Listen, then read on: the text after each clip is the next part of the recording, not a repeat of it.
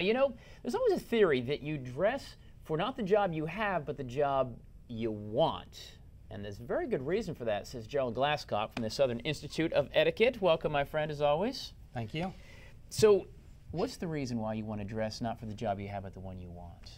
The better you're dressed, the more people want to give you money. Well, okay, let's say that again. The better you're dressed, the more people want to give you money. That's correct.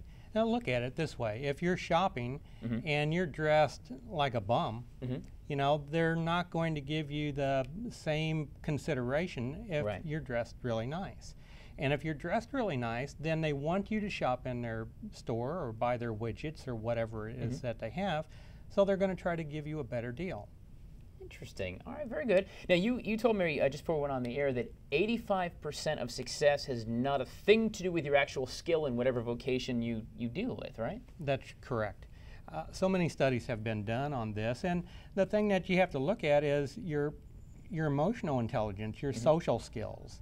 So if you're as smart as can be, and yet you have no interpersonal skills, the person with the interpersonal skills is almost always going to beat you out in a job. Whether or not they're even as qualified as the person without the social skills. That is correct. All right. So in the past couple weeks, we've talked about how to handshake, what to do when you walk into a situation.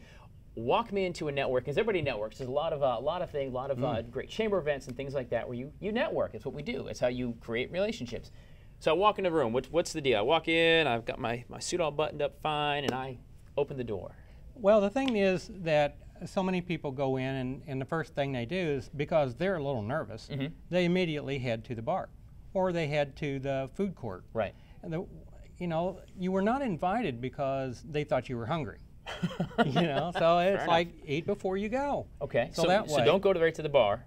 No, even though you think it takes the edge off of you, it really does. You're not as sharp, and so now all of a sudden, you're going to maybe say something a little incorrect because you've lost your edge a little bit. Yes. Right. What about the theory of getting as many business cards as possible? That's not really what your goal should be, huh?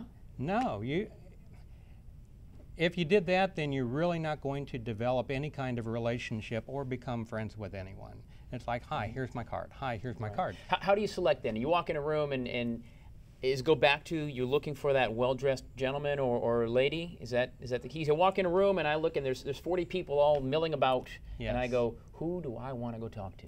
Well, that's exactly it. Who's dressed the nicest? So therefore, if they're dressed really nice, perhaps they're the ones who are going to be able to enhance your next step up. Unless, of course, they watch this segment and they're dressed up. That's right. Well, everybody should be now. All right, so let's put this thing, let's rubber meets the road, brass tacks now. Of course, our show pony, Henry. Henry's gonna walk in the room and for whatever reason decide, hang on one second, Henry, because we got that on him, we want to be able to see. He's gonna decide that you are the best dressed, and so go ahead, let's stand up. We're milling about, my microphone just fell off. Henry's gonna walk in and introduce himself. Hi, Henry Rothenberg. Gerald Glascock. Nice to meet you. Tyler Ryan. Henry Rothenberg, nice to meet you. All right. So when is the proper time to present your business card? Do you do it straight? How are you? Because some people do that. Like you almost get the handshake and the card slip like you're slipping something to a valet. The best way is to ask them for a card. Once you start talking with the individual, because you don't want to just come up and say, hey, my name's Gerald, here's my card. See, I've got to go get somebody else's. So you want to talk with these individuals and develop some kind of relationship with them. And with that, that's when you give your card.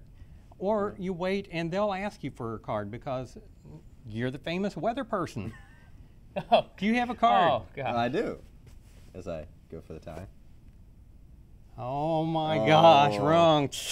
Wrong, Yeah. wrong. I thought we went over this. Allow me. Yes. Do you have a card? I do, sir. There you are. Ah, perfect.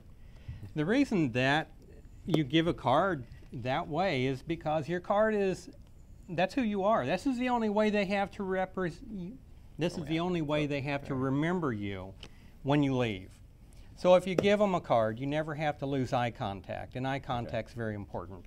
And if you go to Europe or go to Asia, if you just take somebody's card and you give them a card with one hand, you will have insulted them, because this is who you are, this is who they are. So the gold is there. We got to go break in a second, but one quick question on that. On the actual etiquette, is it better to have one ready like that, or should I have to fish it out of my wallet like I wasn't ready, even though? I mean, is it bad to be like, card? Yeah, man, I sure do. No, you should always have it ready. So you should be Yes. ready to have it in deploy the card. That's correct. Okay. Never out of your wallet. There you Never go. out of your wallet, always. And make sure your card has the correct information. Don't have to scratch yours out does not. your have to scratch out your phone number and write in a new one. Okay. There you go. Of course, we're going to have all these tips for you at midlandsconnect.com. Great stuff when you walk in. And thank goodness that 85% of getting a job is based on networking and not skill, because it allows me to be employed. Just saying. Gerald Glascock, thank you so much for everything. We're going to see you next week as we continue on networking, learning how to impress to get the job. It's great stuff. It's 8:31. Good day, Columbia. We'll come right back. Great stuff. That was awesome. Yeah, as you give